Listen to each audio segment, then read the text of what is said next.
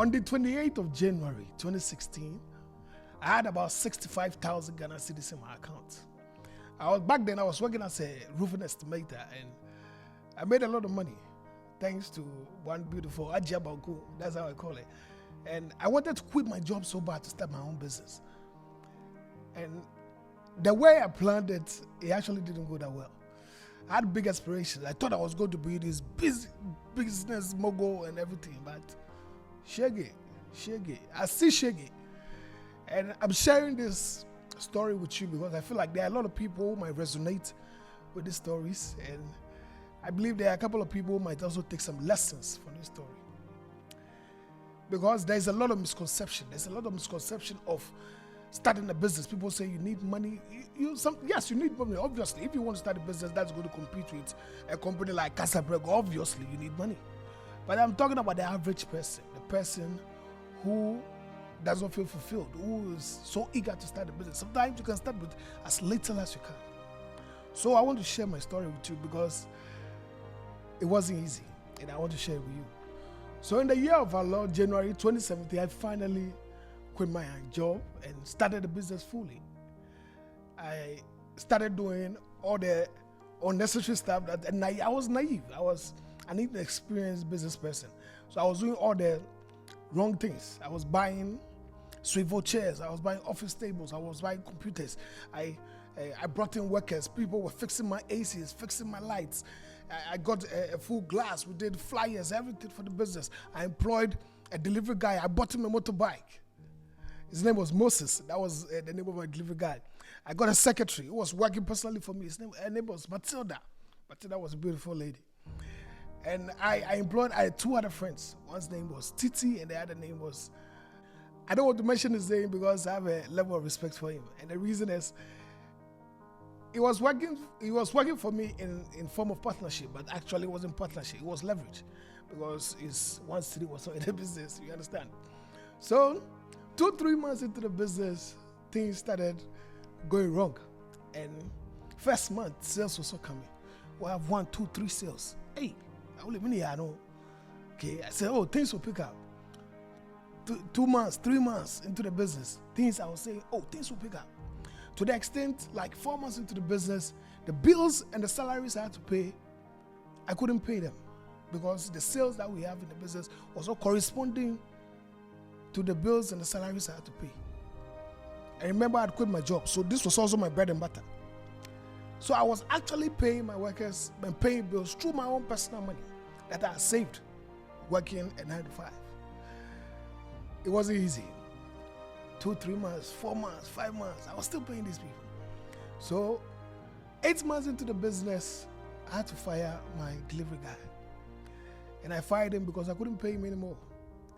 Because I had a bike, I had 2 bikes, which I bought. I had 2 bikes and I had a car.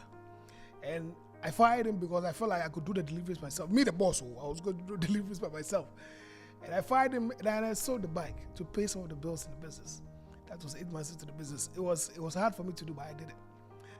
The following month, my friend also decided to quit the job. The friend I was working with, the partner I was working with, he also decided to quit the job because he got a job somewhere, a job offer somewhere. And I understand him because things were not really going on well in the business. So I understand if he decided to quit. He quit. And so now I was left with Matilda and Titi in the business. And what happened was, I think there was one fateful day, I was late to work. And Titi called me. The other guy called me. I was like, oh, Mr. Ronald, the office is still locked. And I was like, why is the office locked? Call Matilda to come and open the office. And Titi was like, I've been calling Matilda, but Matilda is not picking up her phone. I was like, it's 10 o'clock. Why are you people not still opening the office? The sales are not already coming. So why should the office be locked at this time?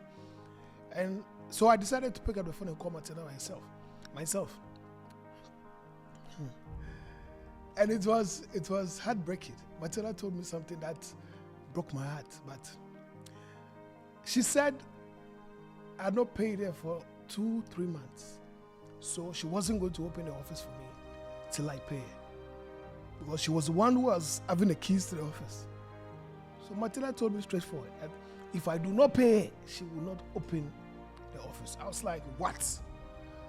But you know, I was the boss of the business, and my ego was also very high. So I had to call my mom and borrow some money from my mother. I didn't tell anyone.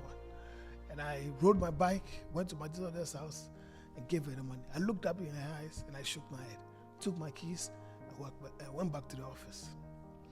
At that point, I was very broken, but I was forming hard guy. Yeah.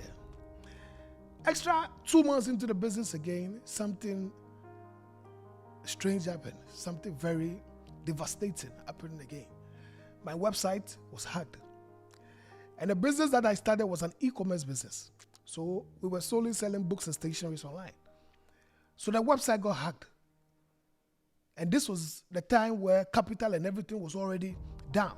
Things were not going well. Sales was not coming.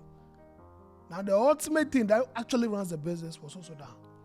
Finally, I had to close the business down because I couldn't afford to run the business anymore. So I closed the business down. It was heartbreaking. I was crushed at that point. I was devastated. I was, again, broken into pieces. But again, I was forming that guy.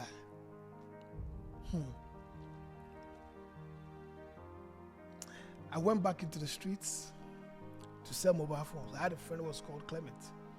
I went back into the streets. I was selling mobile phone because I needed to raise a little money to buy data to see if I can get my website back online. And when I started the business, I was paying people to actually do my websites for me. At this point, money was gone. She get done. So I had to start learning how to build a website by myself. And this was, I think, I'm 7 years into my business now. And this was back then.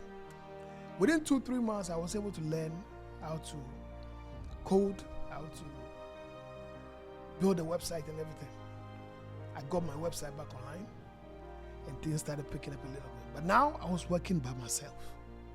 I remember this was my bread and butter. All the money that I had saved during the time that I was working at 9 to 5, 65,000 Ghana cedis had gone down the drain. It wasn't easy for me to pick up the pieces. All the computers, all the swivel chairs, all the aces, everything was in the office. There was nobody there. I was the only one working now. So I was the marketer, I was the delivery guy, I was the HR, I was everything for the business. I was doing everything by myself because I couldn't afford to pay people. And then finally, one fateful day, I had a call from one person from a West African country who said they needed books and stationeries in a very large quantity. Initially, I thought they were just playing games with me because at that point, I wasn't in the very mood for anybody to play with me. So I didn't take them serious. We went back and forth. I sent them invoices and all. One day I was there, they called me, they said they were in Ghana. But can I come and deliver the books? I was like, hey, I should come and deliver the books. I called my suppliers. And one of the biggest mistakes I did was when Matilda was working for me, Matilda used to handle every single supplier that I have. So I was not having a very good relationship with my suppliers because I had a secretary who was doing all that job. And that really broke me because when the customers called me and said I should come and deliver, I had to now call my suppliers. And they didn't even know me. But we'll come back to that story. I was able to convince them. They gave me some of the books. And one particular supplier even decided to follow me straight to the hotel that the lady who came from the West African country was staying. So we finally went there. And then we transacted the business. I think they paid me about 40,000. That was the day my business bounced back. So my question to you is, would you have done the same? Would you have spent that much money if you were in my position starting the business? With what I have told you, would you have done the same? I know how it feels when you start a business, when you put your soul, when you put your money, your energy into a business and everything goes down.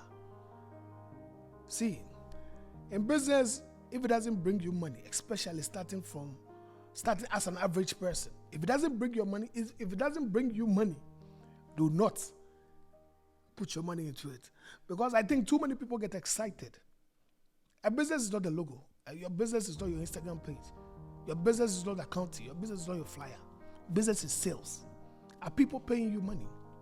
And in the beginning, a lot of people want to do all the fancy stuff, the glitz and the glamour. That is not business. You can start your business with the bare minimum. So I'm sharing this story with you for you to pick up some points. I know there are people who have started businesses and they can resonate with these stories. So if you want to start a business, I've given you something you should take home and use it as a benchmark to start your business. If you ever meet me in town, just shout Canton, and I reply, De Francesco, because I cry with day. If you use it, why?